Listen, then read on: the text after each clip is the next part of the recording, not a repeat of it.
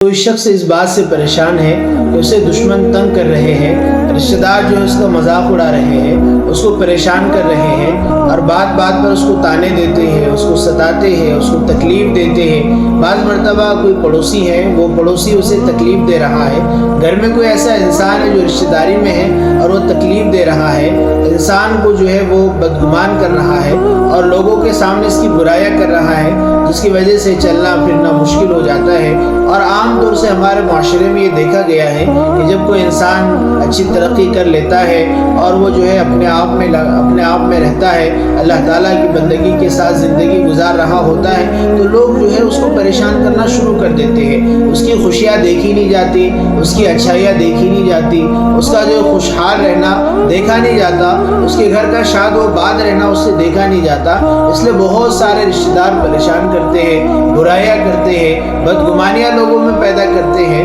اور جو ہے ایسی بدنامی کرتے ہیں، انسان باہر نکلنا جو ہے وہ پسند نہیں کرتا اور جو ہے اسے دھمکیاں دی جاتی ہے، ڈرایا جاتا ہے، اسے جو ہے فضول کے جو ہے اس کے بارے میں برائیاں لوگوں کے کانوں تک پہنچائی جاتی ہیں، جس کی وجہ سے انسان بڑا پریشان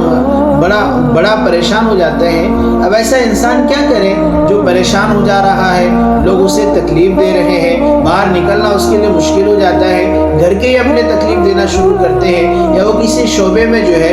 وہ جاب کر رہا ہے، نوکری کر رہا ہے اور اس شعبے میں اسے ڈرایا جا رہا ہے، اسے جو ہے وہاں سے نکالنے کی سازشیں کی جا رہی ہیں اور وہاں کے لوگوں کو اس کے خلاف بغاوت پر ابھارا جا رہا ہے، تو ایسا شخص کیا کرے؟ اس کے لیے جو ہے سورہ تغابن وہ پڑھی جائے، صبح میں 11 مرتبہ اور شام میں 11 مرتبہ اور خاص طور سے جمعہ کے دن 41 مرتبہ سورہ تغابن کا ورد کیا جائے۔ انشاءاللہ یہ سارے دشمن نیست و نابود ہو جائیں گے اور سب کی زبانیں بند ہو جائے گی اور سب جو ہے وہ خاموش ہو جائے گے۔ اور سورہ یاسین کی آیت وَجَعَلْنَا مِن بَيْنِ أَيْدِيهِمْ سَدًّا وَمِنْ خَلْفِهِمْ سَدًّا فَأَغْشَيْنَاهُمْ فَهُمْ لَا يُبْصِرُونَ، صبح میں 7 مرتبہ ان کا تصور کر کے پڑھی جائے اور چاروں طرف پھونک مارا جائے، انشاءاللہ اس سے ان کی زبانیں بند ہو جائے گی اور دشمن ستانا تکلیف دینا جو ہے وہ بند کر دے گا اور دشمن آپ کا پیچھا چھوڑ دے گا، بلکہ وہ دشمن پریشان ہو جائے گا اور پھر وہ آپ سے دوستی کرے گا، آپ کا اپنا بن جائے گا۔ اس لیے اس وظیفے کو خوب جو ہے پڑھنے کا اہتمام کیجیے اور صبح شام جو ہے اس کو پڑھیے۔